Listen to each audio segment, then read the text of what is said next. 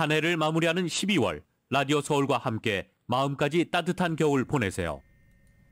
강혜신의 오늘의 미국.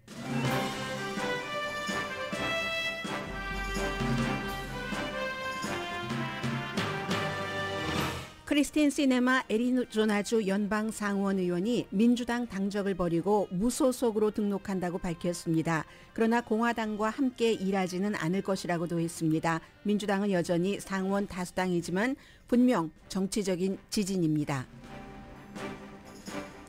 최초의 G세대 연방 하원 의원 당선자가 워싱턴 DC에서 아파트먼트를 못 구하고 있습니다. 캠페인 때 진 빚 그리고 나쁜 크레딧 때문입니다. 러시아와 수감자 교환된 농구 스타 브리트니 그라이너가 귀국했습니다. 공화당은 또 다른 수감자를 구하지 못한 것과 교환한 러시아 수감자에 대해 바이든 대통령을 비난합니다. 푸틴 러시아 대통령은 또 다른 교환이 가능하다고 말했습니다. 어제 하원에서도 통과된 결혼존중법은 민주당은 한인 의원을 포함해 전원이 찬성했습니다. 공화당에서는 39명이 찬성했는데 영킴, 미셸 스틸 두 의원은 법안에 반대했습니다. 모기지 이자율이 4주 연속 조금씩 내려가서 지금은 7%대 아래입니다. 올가을 20년 만에 최고였던 달러의 가치도 약해지고 있습니다. 연준이 곧 가파른 이자율 인상을 중단할 것이라는 기대를 하게 합니다. 트위터에서 해고된 여성들이 여성을 타겟으로 한 부당 해고 주장을 하면서 트위터를 집단 소송했습니다.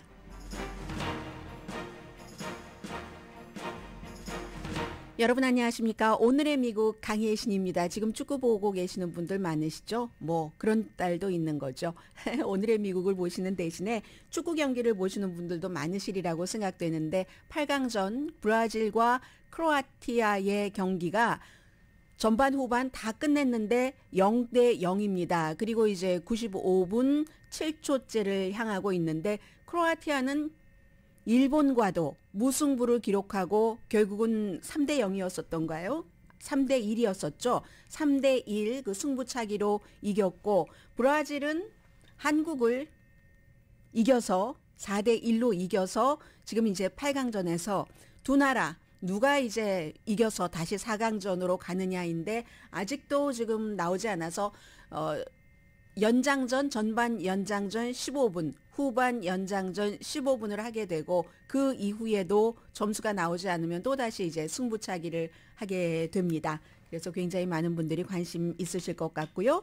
로스앤젤레스 시간으로 아침 11시에 오늘이죠. 네덜란드와 아르헨티나가 또 경기를 치릅니다. 내일은 프랑스와 잉글랜드가 아침 11시, 그 이전에 모로코와 포르투갈도 한국과 싸워봤었던 그런 나라인데요. 역시 그 8강전을 치러서 두 팀이 또 이기게 되잖아요. 이긴 그 사람들 또 12월 며칠인가요? 다음 주 화요일에 수요일에 경기를 치르고 파이널은 18일, 파이널 전에 3, 4위전은 17일에 열립니다. 현재로서는 브라질의 승리 가능성을 가장 많이 보고 있는 것 같습니다. 오늘 글쎄요, 크로아티아와의 경기 보고 그 뒤에 이제 프랑스와 잉글랜드 경기 이런 것들 보고 결정을 하겠습니다만은 현재로서는 그렇습니다. 현재 양팀 전부 점수 내지 못하고 있습니다. 제가 지금부터 두 사람의 한 사람은 연방 상원 의원, 한 사람은 차기 연방 하원 의원 두 사람의 예를 들어서 이게 정치인으로서의 변화도 있고 일반인에게도 해당된다기보다 일반인의 스토리이기도 한 그 두 가지를 전해드리겠습니다. 첫 번째는 2018년도에 그때 당시에 30년 만에 처음으로 민주당의 표를 달고 연방 상원 의원에 당선된 크리스틴 시네마 의원. 오늘 현지 시간으로 동부 시간으로 아침 6시에 발표를 했습니다. 민주당을 탈퇴합니다. 그리고 무소속으로 등록하겠습니다. 다만 지금 민주당이 아니면서 민주당과 같이 일을 하는 버니 샌더스 의원도 있잖아요. 또 다른 의원도 있는데 그런 두 사람과 달리 민주당과 함께 일하지 않겠습니다. 저는 버니 샌더스처럼도 또 앵거스 킹처럼도 메인주에 그렇게 하지 않고 반면에 공화당과도 일하지 않겠습니다 라고 얘기를 했거든요. 근데 그게 어떻게 하겠다는 건지 잘 모르겠어요. 왜냐하면 지금까지도 민주당 그 일주일에 한 번씩 모이는 미팅에도 거의 나가지 않았다고 하거든요. 며칠 만입니까? 사흘 만입니다. 민주당이 51대 49로 한 석을 더 가지면서 다수당이 된 지 사흘 만에 민주당 의석 하나가 빠져버린 겁니다. 그렇게 되는 경우 여전히 민주당이 다수당이기는 하지만 그 이후에는 이제 시네마 의원이 어떻게 될지 모르는 것이고 51대 49이기 때문에 조 맨신 의원의 힘도 조금 약해졌거니 생각을 했는데 이게 웬걸? 조 맨신 의원의 힘은 전보다 똑같이 오히려 더 강해질 수도 있고 오늘 백악관은 크리스틴 시네마 의원이 민주당을 탈퇴한다고는 했지만 지난 2년 동안 민주당 의제에 있어서 핵심적인 의원이었다. 어쨌든 표는 민주당 쪽에 아주 가슴을 졸이게는 했어도 막판에는 줬으니까. 그랬던 의원이 탈퇴를 하면서 한 얘기가 나의 정치적인 가치나 행동에는 변함이 없습니다. 그리고 이제 기자들이 물어봤어요. 그럼 상원 컨트롤 민주당이었는데 그건 어떻게 되는 겁니까? 이랬더니 다수당은 맞지만요. 저는 상원을 어느 당이 컨트롤하는지 거기에 관심이 없습니다. 그게 당파적인 문제 아닙니까? 애리조나의 많은 의원들은 사람들이 이제 당파적으로 그렇게 일을 하는 것을 너무 싫어하고 지금 크리스틴 시네마 의원이 CNN 방송과 인터뷰하고 있네요. 네, 끝났습니다. 싫어하고 그게 바로 나이기도 하다. 나도 당파적인 정치가 지긋지긋하다. 그냥 독립적인 정치인으로서 일한다는 것을 보여주고 싶은 의도다. 애리조나인은 공화당이다 민주당이다 당파를 막 쫓아가는 것보다는 상식에 맞는 일을 하는 지도자를 원하고 나도 그렇게 하고 싶다. 망가진 워싱턴의 당파 체계에서 독립을 선언함으로써 당파 정치를 거부하는 애리조나 주민의 편에 서는 거다. 그러므로 인해서 애리조나 주뿐만이 아니라 많은 다른 주에서도 공화당도 지긋지긋하고 민주당도 신물이나 라고 얘기하는 사람들에게 소속감을 줄 것이다. 나처럼 어느 쪽에도 속하지 않고 일하는 사람이 있기 때문에 이게 이제 크리스틴 시네마 의원의 얘기입니다. 정치와 선거는 나중에 얘기하자. 나중 일이다라고 하지만 그렇지 않은 것 같은데요. 선거는 2024년 나중 일이 될 수 있지만 정치는 지금 당장 앞에 말씀드린 것처럼 지진이 일어날 수 있죠. 조 맨신 의원에게 힘이 더 강해진다던가 여러 가지 2024년도에 민주당이 다수당을 계속 지켜야지 되는데 그때는 크리스틴 시네마 의원이 무소속으로 지금 뭐 재선에 나간다 나가지 않는다 얘기는 안 했거든요. 초선 6년 임기에 2018년도에 당선된 의원이기 때문에 그때 나가면은 무소속으로 나갈 것 아니겠어요? 무소속으로 나가면 아무래도 민주당의 표를 민주당 소속으로 당선이 됐었기 때문에 가져가지 않을까 해서 3파전이 된다는 아주 곤란한 일도 있고요. 특이하고 특별한 거 사실입니다. 46살의 크리스틴 시네마 의원, 민주당 의원이었지만 기업에 뭐 세금을 부과하게 한다던가 하는 데서는 공화당 의원들과 똑같이 힘을 그쪽으로 합했고 예측 불가능했던 그런 그 시네마 의원인데 정말 여러 가지로 자신을 뭐라고 얘기하냐면 상자 속에 가두고 싶지 않다.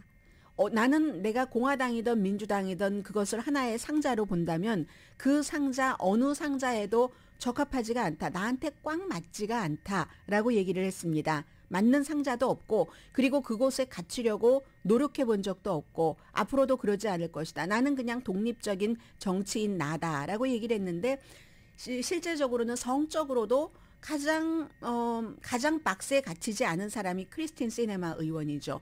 크리스틴 시네마 의원을 레즈비언까지 알고 있는 사람들이 많이 있습니다만 레즈비언을 넘어서 양성입니다. 크리스틴 시네마 의원은 그리고 무척 아마 의사당에서 연방 상원 의원 가운데서 어쩌면 상하원 전부를 통틀어서 가장 패셔너블한 그런 굉장히 그 창의적으로 옷을 입어요. 그것을 이제 자신의 여러 가지를 표현을 하는 게 되겠는데 그렇다고 무슨 아주 뭐 부잣집의 어떤 정치인 가문의 딸처럼 비싼 옷으로 창의적으로 입는 게 아니라 상상하지 못했던 스타일로 정말 스타일 좋게 옷을 입는 박스에 갇히지 않겠다는 모든 그 표현이나 인생에 있어서 그런 크리스틴 시네마 의원이고요. 상원 컨트롤러에 대해서는 관심이 없다. 그거 당파적인 문제다라고 하지만 글쎄요. 이 부분은 생각이 다르실 것 같아요.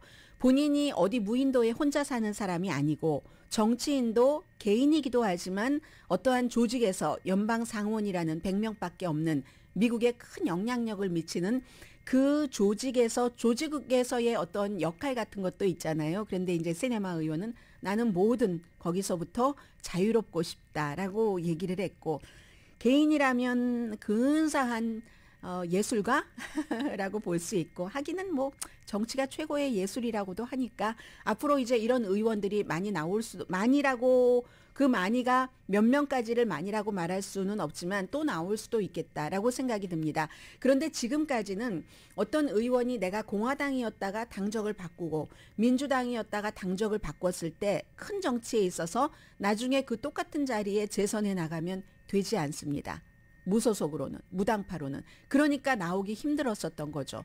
만약에 크리스틴 시네마라는 이번 애리조나의 연방 민주당 소속이었던 상원 의원이 무소속을 선언하고 2024년도에 무소속으로 연방 상원 의원에 당선이 된다면 또 새로운 역사를 쓰는 것이고, 앞으로는 한 사람의 선구자가 있었기 때문에 그런 사람들이 더 나올지도 모르고, 지금 민주공화 당파 이거 고쳐야 된다. 제3당이 나와야 된다. 이런 얘기를 우리가 벌써 얼만큼 오래 하고 있습니다. 적어도 적극적으로 한 기간이 10년이 넘습니다. 연방 상원의 얘기였고요. 연방 하원 당선자로서는 이 맥스웰 프로스트라고 제가 세 번째 말씀을 드립니다.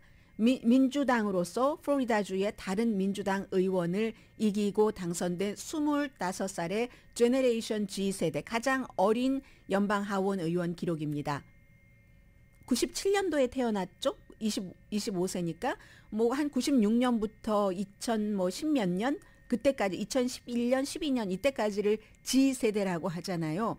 하원 전체에 이정표를 그었는데 트위터에 이렇게 썼습니다. 그리고 트위터에 그렇게 쓴 것조차도 아직 취임 선서를 하진 않았지만 정치 활동인데, 진보적인 운동가에서 이제 하원 의원이 됐는데 전에는 버니 샌더스 캠프에서 일을 했고 버니 샌더스 연방 그 상원 의원의 강한 지지를 받았습니다. 성향을 아실 수 있겠죠?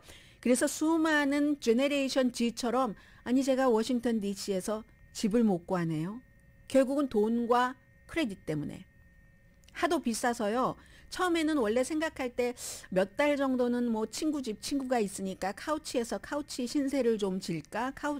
카우치 그 썰충이라고 표현하죠. 누워서 이리저리 하는 그렇게 할까 했는데 아니 이게 웬걸? 싱글 1950달러인가요? 그런 거를 봤다는 거예요. 그래서 야 이거 내가 해봐야지 되겠다 하면서 운 좋게 찾은 것에 베팅을 한 거죠. 신청을 한 거죠. 신청할 때 저 크레딧 정말 나쁘거든요. 뭐 왜냐면은 1년 반 동안 선거 캠페인 하면서 빚을 굉장히 많이 졌고, 원래 정규직이었는데 선거 캠페인을 하려니까 정규직 일하면서 캠페인을 할 수가 없어서 이 25살 G세대 후보가 우버 드라이버를 했습니다. 우버 드라이버 하랴, 선거 캠페인 하랴, 돈을 충분히 벌지 못했고, 어쨌든 아파트에서 그 신청을 받는 사람이 저 크레딧 진짜 나쁘거든요 했더니 괜찮아요. 염려하지 마세요. 하더니 그 말이 공수표가 된 거예요. 거부당한 겁니다. 연방 하원 의원 당선자가. 그리고 피까지 냈다는 거예요. 크레딧 조회할 때 피를 받잖아요. 아니 연방 하원 의원에게도 이게 의원이 당선된 사람도 앞으로도 그렇고 17만 뭐 몇천 달러 연방 하원 의원 연봉이 그렇지만 여러 가지 들어가는 돈이 많잖아요. 워싱턴 DC에 집값도 비싸고 뭐 자동차도 있어야지 되고, 아무튼 뭐 워싱턴 DC가 15% 정도가 뭐 렌트비가 최근에 뭐 1, 2년 사이에 올랐다고 하는데, 그래서 이걸 본인이 이 트위터에 사람들에게 알린다는 겁니다. 나 자신의 문제이기도 하지만 많은 사람의 문제이기도 하다라고 얘기를 했고, 그런데 이제 여기서 또 하나 볼 수 있는 건 고를 하나를 넣네요. 또 하나 볼 수 있는 것은 이렇게 우버 드라이버를 하면서 빚을 많이 지면서도 그 돈이 없고 하는데도 연방 하원 의원이 되겠다고 꿈을 버리지 않고 결국은 했잖아요. 해서 해냈다는. 그래서 여러분과 저도 2023년도에는 좀 더 용기를 내고 이렇게 젊은 세대처럼 더 확신을 가지고 좀 더 대담해지는, 과거의 뭐 동양적인 사고방식에서 모든 것을 다 갖춰놓고 해야지 하면 좋겠지만 그게 쉽지 않잖아요. 아무튼 그래서 이 연방하원 의원 당선자도 나 같은 처지를 당하는 사람들, 내가 이걸 이미 겪어봤으니까 그런 사람들을 위해서도 일하겠습니다. 연방정부가 싼 주택에 더 많이 투자를 해야지 되고, 그리고 또 하나, 아니 그렇지 않아도 돈 없어가지고 어차피 떨어졌는데 아파트먼트 신청하고 나서 수수료는 왜 받습니까? 그 수수료 받아가지고 큰 그 아파트먼트 대기업 회사에서 돈 버는 것 아닙니까? 그건 받지 말아야지 됩니다. 이런 일도 본인이 의정활동에서 이건 아니잖아요 하면서 하겠다고 하고, 어떻게든 뭔가를 찾아서 제가 의사당에서 몰래 잠자다가 들키는 일은 없을 겁니다 라는 게 G세대로서 처음 최연소 연방 하원 의원에 당선된 25살의 맥스웰 프로스트, 플로리다주의 10지구의 연방 하원 의원 당선자의 얘기입니다.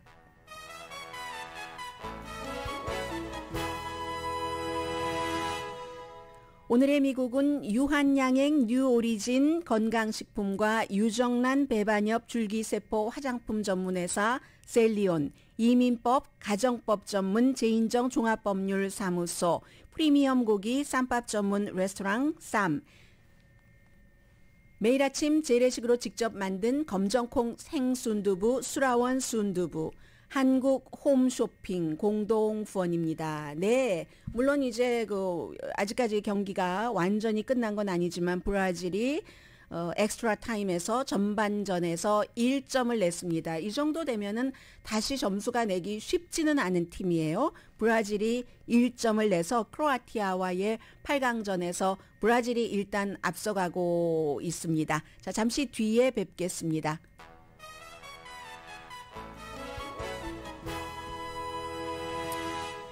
역시 네이마르네요. 네이마르의 그 돌파력이 전반 후반 전부 90분 동안에 점수를 내지 못하고 후반 들어서 몇 분 만에 결국은 한 골을 넣어서 크로아티아를 지금 브라질이 1대0으로 앞서가고 있습니다. 물론 뭐 연장전 후반 연장전까지 가겠고요. 오늘은 뭐 페널티킥 없을 가능성 50%대 50%. 아직 시간이 많이 남았기 때문에 끝까지 이렇게 포기하지 않는 그런 것들이 어떠한 그 기적들을 만들어내기 때문에요.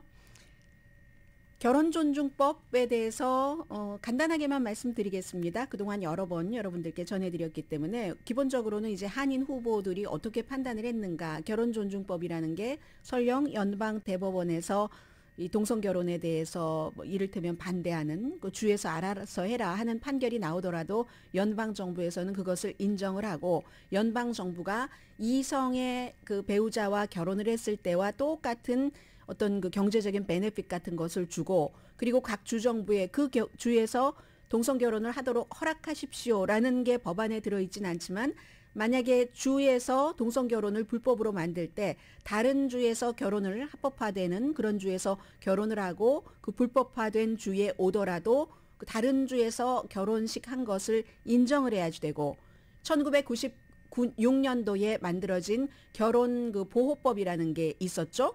결혼은 남자와 여자 사이에만 성립된다. 이건 자동적으로 폐기가 됐고, 대신에 이제 종교기관에는 결혼식을 하지 않도록 어떤 종교적인 자유를 조금 주고 하는 것이 통과가 됐는데, 상원에서 통과되고 어제 이제 하원에서 다시 통과가 됐는데, 지난번에 하원에서 먼저 통과가 됐었던 게 있잖아요. 그렇기 때문에 상원에서 통과되고 약간의 수정이 있어서 공화당 의원들 가운데서 지난번에는 예스 했는데 이번에 노한 의원도 있고, 지난번에 노 했는데 이번에 예스한 의원도 있고 합니다. 민주당은 전원이 찬성을 했습니다. 219명. 한 명도 반대한 사람이 없고, 공화당은 39명이 찬성했고 169명이 반대를 했습니다. 이 169명 가운데 영킴 의원, 미셸 스틸 의원 결혼존중법에 반대를 했고, 민주당은 뭐 전원이 찬성했으니까 뉴저지 3지구의 앤디 김 의원이나 워싱턴주 10지구의 마릴린 그 스트릭랜드 의원 전부 찬성표를 던졌습니다. 그리고 미국 그 여자 스포츠계에서 사실은 그 브리트니 그 브리트니 그라이너. 브리트니 그라이너가 가장 잘 알려졌는데, 그런데 이제 이게 어제 오늘 계속 문제가 되는데 좀 클리어하지 않는 부분이 있어서 오늘의 미국을 듣고 계신 분들은 그걸 조금 더 정확하게 알고 계시는 게 좋겠다 해서 말씀을 드리고요. 이게 국가와 국가 간의 일도 있고 그 미국 내부에서 정치적인 것도 있고 그리고 언론계에서도 또 반응하는 것이 있기 때문에 기본적으로 오늘 이제 텍사스에 군기지가 있기 때문에 공군기지로 와서 앞으로 뭐 여러 가지 뭐 10개월 동안이나 수감돼 있었기 때문에 러시아에서 건강검진 같은 것을 받겠죠. 2월 달에 이건 다분히 이제 우크라이나 침공 이후에 있었던 일이고 그때 이제 미국에서는 경기 그 시즌이 없었기 때문에 러시아에 경기하러 갔는데 마리화나 그 오일이 들어 있어서 본인은 실수다라고 얘기를 했고 미국에서 합법적이니까 그런데도 9년형을 선고받아서 10개월을 복역을 하고 있던 중에 러시아의 악명 높은 죽음의 상인이라고 불렸던 무기 거래상과 이제 그 맞교환을 한 거죠. 그 장면을 보니까요. 아부다비 공항에서 정말 신사적으로 이렇게 잘 영화랑 똑같아요. 이쪽에 미국 측에서 그리고 러시아 측에서 특히 이제 그 브리트니 그라이너 같은 경우는 크잖아요. 남자만큼 뭐 키가 엄청 큰 사람인데 아주 그 서로 뭐 아주 신사적으로 이렇게 교환이 됐는데 미국에서는 이 교환된 빅토르 바우트가 이게 말이 되느냐 공화당에서 그렇게 얘기를 하는 겁니다. 아프리카 등에서 무기를 팔고 다닌 그리고 피나는 그런 그 분쟁으로 돈을 모았던 사람 그러니까 이제 죽음의 상인이라고 하고 미국이 잡긴 잡았는데 테러리스트를 지원하고 미국인 뭐 살해 음모를 꾸몄다 해서 그래서 25년 징역형을 받고 12년을 이미 살았잖아요. 그런데 이게 그 러시아의 군 당국이나 뭐 푸틴의 측근과 가깝지 않으면 이 정도 대규모 무기상을 할 수가 없다는 얘기죠. 그런데 이제 미국에서는 아니 그런 사람과 마리화나 오일 때문에 선고받은 사람 그렇게 맞교환을 하면은 미국이 미쳤지라고 얘기하는데 또 한 군데서 기본적으로 그렇게 볼 수가 있죠. 마리화나 그 오일이었는데 그런데 이제 또 한 군데선 뭐라고 보느냐면은 이 사람은 25년 미국 법에 따라서 징역형을 받고 이미 12년을 복역을 했고 지금 미국의 그 WNBA의 그 2번이나 올림픽 금메달리스트인 이 그라이너 선수는 9년형을 어쨌든 러시아의 법에 따라 9년형을 받고 10개월을 복역했잖아요. 그 점에서는 이제 그게 맞다 하는 사람도 있는데 공정한 거래다. 공정한 수감자 교환이다. 아니다 하는 게 있고 또 하나는 폴 웰렌이라는 해병대에서 근무를 했었고 해병대에서 근무하다가 러시아에 체포된 게 아니라 그 이후에 미시건주에 있는 뭐 안보 보안 회사의 CEO로 일하는데 본인과 미국 정부는 부정을 하고 러시아는 미국을 위해서 스파이 행위를 했다 해서 2018년도에 몇 년형이든가요? 16년형이든가요를 선고를 받아서 지금 복역 중인 사람입니다. 왜 폴 웰런을 뽑아내지 않고 이 브리트니 그라이너를 뽑아냈는가라고 얘기하는 사람들이 굉장히 많은 겁니다. 그런데 이것은 미국 측에서는 그럴 수밖에 없었다. 러시아가 스파이 혐의로 감옥에 넣은 사람이기 때문에 아예 처음부터 그냥 이 그라이너 데리고 갈래? 맞교환 할래? 안 할래? 아니면 더 이상 말할 필요 없어라고 했고 미국 정부에서는 미국 국민의 목숨을 한 사람이라도 데려오기 위해서 이 협상을 할 수밖에 없었다 하는 것입니다. 폴 웰런이 러시아의 감옥에 수감돼 있지만 CNN 방송과 인터뷰를 하더군요. 너무 크게 실망을 했다. 내가 왜 여기 있는지 난 모르겠다라고 하고 미국 정부에서는 우리 계속 추진하겠다라고 했고 블라디미르 푸틴 러시아 대통령도 기자회견을 했습니다. 또 다른 수감자 교환 충분히 열려 있다 했는데 트럼프 전 대통령은 멍청이 같아. 더군다나 이 브리트니 그라이너 이 선수가 비애국적이다. 이런 얘기 많이 들어보셨죠? 근데 뭐가 비애국적이라는 것이냐를 말씀을 드리겠습니다. 비애국적인 이런 사람 하나를 뽑아내다니 블라디미르 푸틴에게 선물을 준 거다. 앞으로 그 같은 그 무기 불법 거래자를 풀어줬으니까 미국인의 생명이 더 위험해진다. 이게 트럼프 전 대통령의 얘기고요. 심지어는 그 아담 킨징어 지금 이제 트럼프를 비난을 해서 선거에 나가봤자 떨어질 것 같으니까 재선에 나가지 않은 일리노이가 지역구인 연방 하원 의원도 이게 조금 바이든 행정부가 약하다는 것을 보여줬다라고 얘기를 하고 차기 공화당 하원 의장이 될 것이 거의 확실한 케빈 맥카티는 아니 폴 웰런을 석방하지 못한 것은 터무니없는 것이다라고 얘기를 하고 있습니다. 그런데 그가 비애국적이다. 왜 비애국적인 농구 선수 한 명을 그것도 뭐 레즈비언이잖아. 이런 얘기 많이 하는 사람이 있어요. 그럼 레즈비언은 다른 나라에 가서 그냥 감옥에 평생 갇혀 있어도 됩니까? 지금 화면에 얼굴이 보이는데 그 장신인 그라이너가 미국에 오면서 그 비행기 안에서 얼마나 아이처럼 활짝 웃고 있는지 미국 국민이면 레즈비언이든 스트레이트든 뭐 게이든 아무 상관없이 사실은 이렇게 해야지 되는 거잖아요. 그래서 그런 점에 대해서는 지금 케빈 맥카티뿐만이 아니라 어제 보니까 그 박스의 터커 칼슨도 아니 왜 해병대 출신의 폴 웰런이 아니라 이 브리트니 가이드너야? 그러는데 그건 이제 러시아와의 협상에서 그것밖에 없었다고 하니까 그런 것이고 그리고 레즈비언이라는 그 자체는요. 2013년도에 나 레즈비언이다 하고 2015년도에 결혼을 했습니다. 또 다른 그 WNBA 스타와 결혼을 해서 그 결혼은 아주 힘든 이혼으로 끝났죠. 그 쌍둥이 아이 여자가 결혼을 했으니까 체외 수정을 해서 남편이에요. 이 가이드너가 남편이어서 그 와이프가 체외 수정을 해서 쌍둥이 아이를 조산했는데 그런데 이제 그래서 양육비를 계속 줘야지 되고 이혼을 하고 2018년도에 어제 여러분들께서 텔레비전에서 많이 보신 새로운 와이프 왓슨이라는 와이프를 만나서 결혼을 하고 왓슨이 first name 뭐든가요? 그 이름을 라스트 네임으로 이 그라이너로 바꿨습니다. 그런 그 사람이거든요. 그러니까 여기서 많은 것이 있는 겁니다. 미국에서 이제는 뭐 레즈비언이다, 게이다, 무슨 뭐 양성이다. 앞에 연방 상원의원 크리스틴 시네마 말씀도 드렸습니다만은 그런 일도 있고 또 하나는 비애국적인 그런 사람을 왜 석방을 하고 해병대 출신을 왜 안 했어라고 트럼프 전 대통령이 얘기했지만 그 비애국적이었다는 거, 시위했다는 거 이게 뭐냐면요. 한참 동안 그 경관에 의해서 아프리칸 아메리칸들이 실제적으로 또 무리하게 숨지거나 학대당하거나 하는 것이 많았고 그때의 많은 아프리칸 아메리칸 이 그라이너와 마찬가지의 선수들이 경기가 치러질 때 미국 국기가 울려 퍼지면 거기에 대해서 항의하는 몸집으로 반응하고 하지 않았잖아요. 그게 그 비애국적인 시위라는 겁니다. 당시에 경기를 치르는 다른 동료와 함께 그랬다 하는 것. 이 점이고요. 그리고 또 하나 모든 국가에 대해서 저 사람은 우리의 적이고 저 사람은 적이 아니고 그리고 뭐 피비린내 나게 무기 팔고 하면은 뭐 그게 막 예전에 무슨 뭐 그 네덜란드에 무슨 뭐 튤립 같은 것을 팔아서 튤립 전쟁이던 다이아몬드 전쟁이던 이런 그 무기 전쟁이던 똑같은 거잖아요. 똑같이 잔혹한 그 피해 역사를 쓰는 것은 분명하지만 그 피해 역사를 쓰는 사람의 주인공들은 누군가의 남편이고 아내이고 누군가의 가족인 겁니다.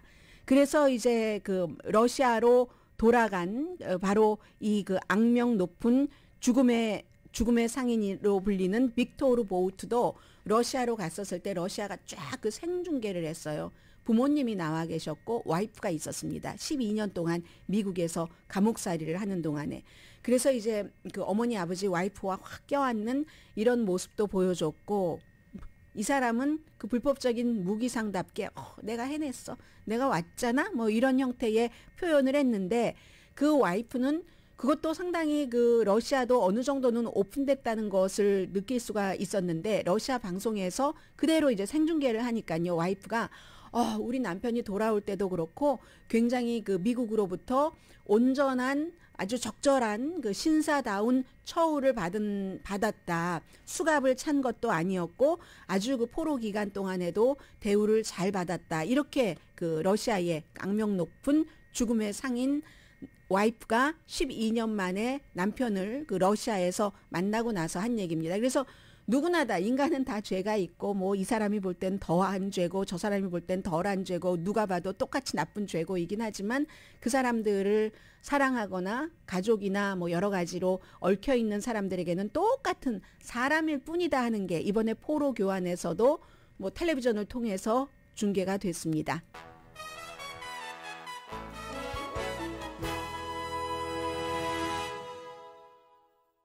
제가 광고를 틀어야지 되는데 그 사이에 또 크로아티아도 한 점 넣었어요? 야, 역시 8강이 되니까 알 수가 없군요. 크로아티아도 한 점을 넣어서 지금 119분 42초 브라질과 크로아티아가 1대1입니다. 제가 이 페널티킥까지 갈까 50대 52로 비겁하게 말씀을 드렸던 게 맞았네요. 이래서 좀 이렇게 보수적으로 뉴스를 할 필요가 있는 것 같습니다.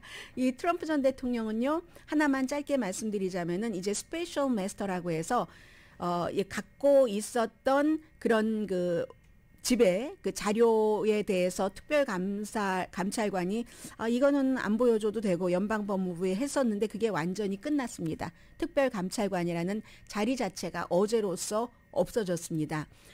원래 하급법원에서는 특별감찰관을 트럼프 전 대통령이 임명한 판사에 의해서 허락을 해서 특별감찰관이 됐는데 그런데 항소법원에서 이건 아니다 했고 또다시 항고할 수 있는 기일을 7일 줬는데 트럼프 전 대통령이 항고하지 않았습니다. 질 것 같으니까 안 했겠죠. 그래서 특별감찰관은 없어졌고요. 그렇다고 이 케이스가 완전히 끝난 것도 아니고 그 사이에 많은 일들도 일어나고 있습니다. 잠시 뒤에 뵙겠습니다.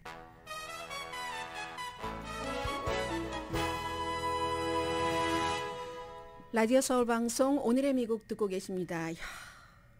브라질 대 크로아티아 대 브라질의 지금 8강전이 끝나서 1대1입니다. 연장전까지 갔는데도 1대1이에요. 연장전에서 브라질이 한 골을 넣고 그 뒤에 연장전 후반에 넣었군요. 크로아티아가 넣어서 지금 페널티킥을 준비하고 있거든요. 선수들 물 좀 마시고 기도하고 정말 하나님 아버지 하는 지금 이 순간입니다. 페널티킥으로 브라질과 크로아티아의 지금 승리가 결정이 되거든요. 그러고 보니까 크로아티아가 페널티킥의 운명을 이번에 많이 맞고 있네요. 일본하고도 페널티킥으로 일본이 이제 그쪽에 경험이 별로 없으니까 크로아티아가 이겼고 브라질과 크로아티아의 페널티킥 겁나요. 지금 선수들 줄 서고 있어요. 골키퍼도 물 한 모금 마시고 있고 저는 그러나 어떻겠습니까? 뉴스를 일단 하고 있겠습니까가 아니라 하고 있겠습니다. 그리고 이제 계속 뭐 생중계 비슷하게 해도 안 되니까 여러분들 뉴스 들으시다가 저의 그 시선이 그대 발길이 머무는 곳에 이 조용필처럼 해서 딱 시선이 갔을 때 제가 정확하게 잡아서 말씀을 드리겠습니다. 안경 끼고 있어요. 지금 멀리 보려고. 30년 고정 모기지 이자율이 4주일 연속 내려가서 현재 6.33%입니다. 오랜만에 7% 아래라는 건 말씀드리고요. 프레디 맥이 발표를 한 겁니다. 11월 초에 이제 7% 그 이후에 가장 아래로 내려온 게 6.33%인데 인플레이션 걱정도 조금 누그러졌고 뭐 연방 재무장관이 자넷 옐렌 장관은 미국은 경기 침체 피할 수도 있다라고 얘기를 했고 연방 준비제도가 이자율을 그러니까 아주 급하게 뭐 올리고 하는 것도 멈추고 또 멈추고 할 수도 있다는 기대를 하게 하잖아요. 다음 주입니다. 13일과 14일에 있고 모기지 뱅커 협회의 수석 그 경제 전문가인 마이크 프란토니 씨 얘기를 이런 때 많은 매체에서 인용을 하는데요. 이제 정점이다. 이자율, 높은 모기지 이자율은 정점을 찍었다라고 얘기를 합니다. 1년 만에 2배가 됐었던 모기지 그 이자율이 뭐 조금 내려가기 시작한다고 해서 부동산 뭐 침체 같은 것을 완전히 막지는 못하지만 바이어들에게는 조금 숨통이 트여질 수 있다라는 말씀 드리고요. 내년에 이자율 조금 더 내려갈 것도 예상이 됩니다. 아마도 5%대 내년에는 집값도 내려가고 지난 3개월 동안 그 집값은 가장 그 가파르게 내려갔었는데 이런 모든 것들과 함께 다음 주 화요일에 11월 달에 인플레이션, 소비자 가격 뭐 이런 것들도 지금 보셔야지 되고요. 또 하나 달러도 한국과 뭔가 무역을 한다던가 돈 거래를 하셔야지 되는 분들은 상당히 신경을 쓰실 텐데 20년 만에 최고치까지 올해 그 가을에 기록을 했습니다. 그런데 최근에 좀 빠른 속도로 약해지고 있다 해서 달러와 다른 6개 주요 화폐를 비교를 해보니까 9월 피크 때보다 8% 이상 내려갔습니다. 지난 10년 동안 10주 사이에 그 내려간 것으로 보면은 가장 그 가파른 하락세가 됐고요. 이것도 역시 인플레이션, 이자율 인상 이런 것과 다 그 연관이 되는 겁니다. 한때 그 달러 랠리가 올해 뭐 19%, 20%까지 올라갔었던 적도 있고 통화 변동의 경우는 이제 가장 중요한 게 바로 한 그 중앙은행에서 이자율을 올렸고 다른 국가에서 이자율을 올리지 않을 때는 그게 자석처럼 이자율 올린 국가 쪽으로 쫙 그 빨려 들어가게 되잖아요. 그래서 이제 그 끌어들이니까 그게 이제 2022년도 올해의 미국 달러 그린백의 스토리였고 그런데 이제 조금 지금 그 주춤해서 10월 달에 일자리 보고서를 보니까 실업률 조금 오르고 임금 인상 조금 그 덜했고 11월 20일에 인플레이션 데이터도 예상보다 약했고 12월 1일에 연준 의장 제롬 파월이 다음 주에 있을 그것이 이제 0.5%포인트가 될 수도 있다 하는 것을 시사했기 때문에 그렇습니다. 그 점이 있고 그리고 어제 제가 깜빡 잊고 말씀을 안 드린 게 있어요. 가솔린 값이 지금 승부차기 시작을 하는데 제가 광고를 먼저 듣고 오는 게 낫겠습니다. 자, 광고 먼저 듣고 오겠습니다.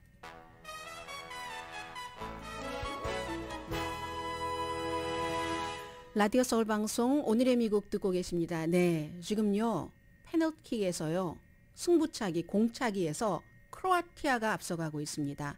크로아티아가 3대1. 브라질 지금 하나를 넣어서 3대2니까 지금 두 사람 남았거든요. 크로아티아가 이거 누가 이길지 알 수가 없는 겁니다. 크로아티아 둘, 브라질 둘, 선수 2명씩 남아있는 상황에서 승부차기 3대2로 크로아티아가 앞서가고 있습니다. 브라질이 제가 뭐 시작할 때 이번 그 월드컵에 가장 그 우승팀으로 유력하다 했는데 승부차기에서 이렇게 되고 있고요.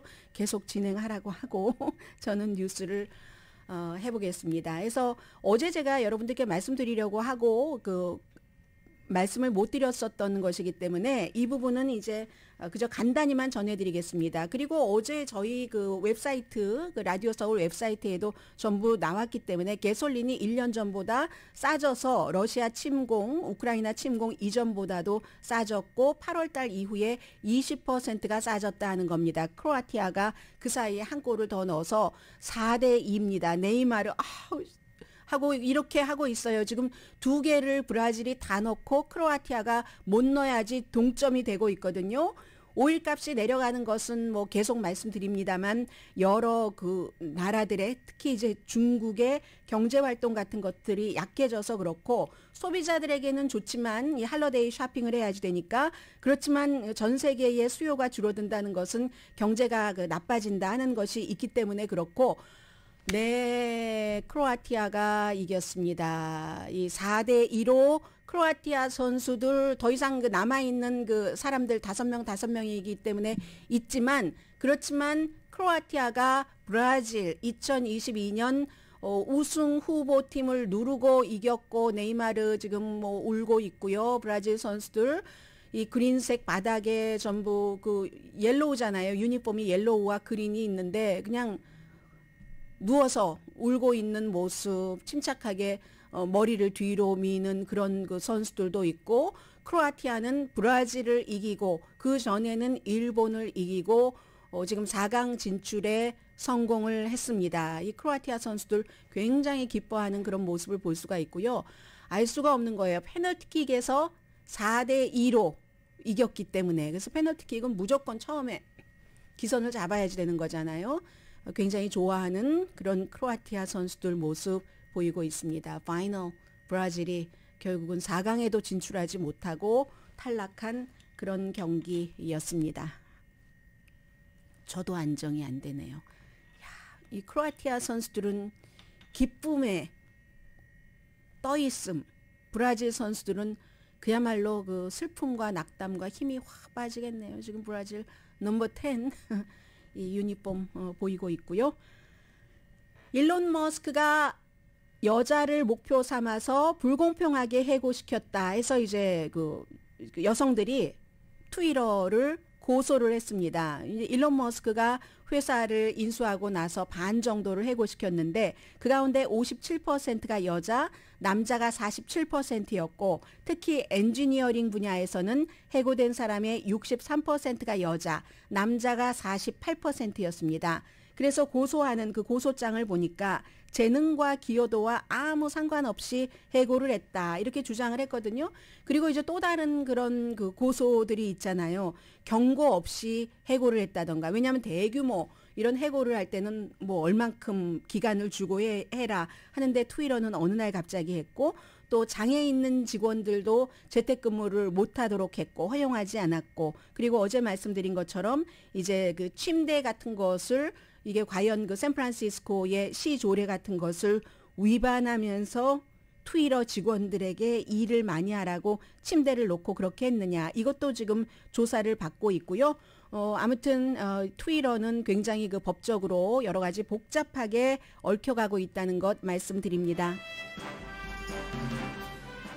오늘의 미국은 유한양행 뉴오리진 건강식품과 유정란 배반엽 줄기세포 화장품 전문회사 셀리온, 이민법 가정법 전문회사 제인정 종합법률사무소, 프리미엄 고기 쌈밥 전문 레스토랑 쌈, 재래식으로 직접 만든 검정콩 생순두부 수라원 순두부, 한국 홈쇼핑 공동후원이었습니다.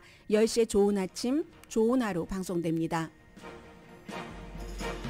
지금 월드컵을 쭉 보면은 이 크로아티아와 그 브라질이 결국은 그 브라질을 크로아티아가 이기고 4강에 진출을 하게 됐는데 브라질이 FIFA 랭킹 1위입니다.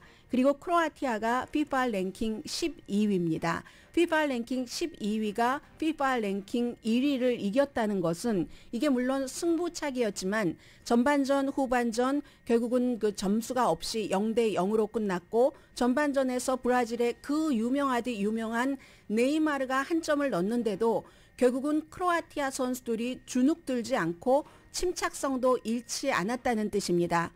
성적 차이가 그렇게 나고 그리고 그 직전까지의 조건이 좋지 않았을 때도 뭔가가 있는 거죠. 크로아티아 팀에. 그래서 결국은 페널티킥에서 4대 2로 브라질을 세계 최강의 축구가 완성된 브라질의 해변에서 브라질의 초원에서 완성된 수많은 펠레를 낸 그런 이제 그 브라질의 축구를 크로아티아가 이겼습니다. 이것은 뭐 많은 사람들에게 경기를 보신 한 분 한 분들에게 다 여러 가지 생각을 그 전해드리리라고 느껴지고요. 저는 아무튼 끝까지 실력을 배양을 하고 그리고 크로아티아가 이렇게 된 데는 꼭 100% 실력도 있지만 브라질이 더 좋을 수도 있는데 그게 지금 이 환경에서 크로아티아의 운도 따라줬고 잘 활용했고 인간은 최선을 다하는 것까지만 하는 거죠. 강혜신이었습니다.